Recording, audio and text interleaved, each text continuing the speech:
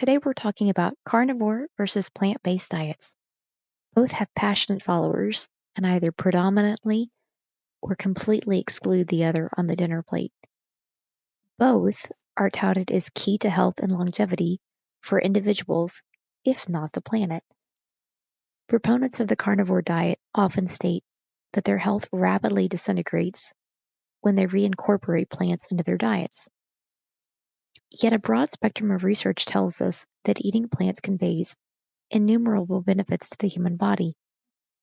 Can these two realities coexist? Is one diet wrong and the other right? Today, I'm going to make a case for why I think many people feel their health improves when eating a carnivorous diet. Let's see if you agree. Beginning in the late 19th century, arsenic lost its job in the revenge and inheritance business when medical examiners learned to identify its presence in autopsies. After briefly being used as a cosmetic skin brightener, arsenic found steady work in the late 19th century as an agricultural insecticide. Between 1900 and 1940, at least 30 to 40 million pounds of arsenic-based pesticides were sold annually for application on American farm soils. Conservatively, that's about 1.2 billion pounds of arsenic-based pesticides blanketing the roughly 400 million acres of American farmland that stretched from New York to California between 1900 and 1940. In the 100-plus years that have passed since then, we've learned that arsenic doesn't break down in the soil. Arsenic is highly residual, and farmers today are still finding arsenic in their soils from this era. This is the arsenic that hasn't been absorbed by fruits, vegetables, and grains and passed into the American food supply. It was the arsenic that was being absorbed into American apples that made the USDA realize a replacement for arsenic had to be found. When decades prior to Disney's Snow White, Americans were reportedly keeling over from a single apple bite. A replacement to arsenic had to be found, not only due to arsenic toxicity, or because Americans were keeling over for it, but also because, while Americans were keeling over from it, our insects had become resistant to it, even in high concentrations. Enter DDT. Like arsenic, DDT walked out of World War II in need of a job, and its resume was quickly snatched up by the American farmer, who was assured of its complete safety. Between 1940 and its banning in the U.S. in 1972, around 1.3 billion pounds of DDT coated our 900 million acres of American farm soils.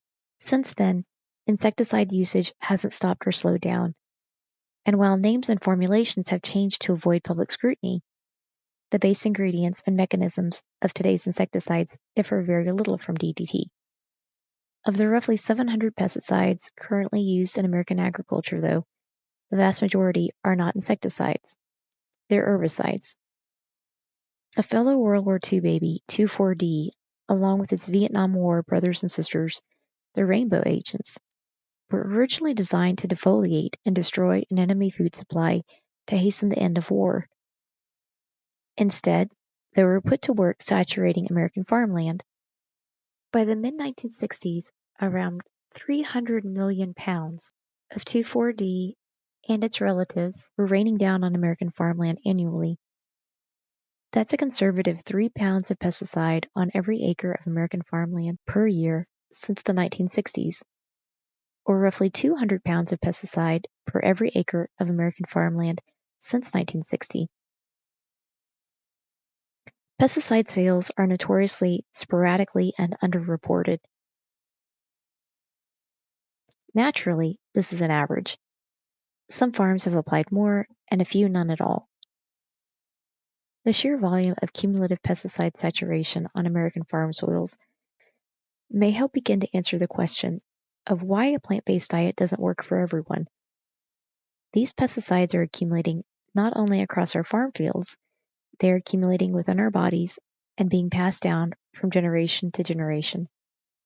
To begin to understand how they are affecting generations, we must understand that there are two primary modes of action for these pesticides. The first is acetylcholine disruption. This mechanism is the same as is found in nerve gases, only at a lesser strength. The second primary mode of action of these pesticides is starvation by limiting key nutrients. These pesticides limit the production of one or more essential nutrients, causing a cascading series of negative health reactions. Neither of these modes are speculation, they are fact. For these reasons, eating a plant-based diet today is simply incomparable to eating a plant-based diet 200 years ago. As much as we might like to grow nutrient-dense plants in pristine soils, there simply aren't any pristine soils left on Earth to return to. Pesticides travel far afield not only through waterways, they are natural jet setters. Research has shown that pesticides such as glyphosate are consistently found in breathable airways worldwide. From Norway to Antarctica, and from Everest to the Italian Alps, DDT has been found thanks to the LRAT, or long-range atmospheric transport. Due to the LRAT, traces of these pesticides appear worldwide. So what makes the carnivore diet work for some people? I believe it works primarily because it counteracts the primary action modes of these pesticides that we have thoroughly saturated ourselves with in an attempt to rid the world of insects, who, by the way, are winning. The first key benefit of the carnivore diet is that it lessens pesticide consumption. Another living being has consumed plant nutrients and donated the use of its liver and kidneys to remove these pesticides from its system. Most animals raised for consumption live relatively short lives, which further means that there isn't much time for these pesticides to accumulate in their bodies. Consequently, the consumer experiences a reduction in incoming pesticides and also gives their bodies time and space to process their own residual poison load. Secondly, the animal being consumed is creating and providing essential amino acids, complex proteins, and fatty acids that our native soils once provided, but no longer can due to pesticides that intentionally destroy nutrient production and create specific nutrient deficiencies both within our plants and our soils. What do you think? Does this restored health that people are experiencing through the carnivore diet result from poison alleviation and replenished nutrition? Are plant-based diets sustainable if they require further pesticide saturation? Will plant-based diets save our planet? Or will they exterminate us? Thank you for watching. Please remember this is not medical advice.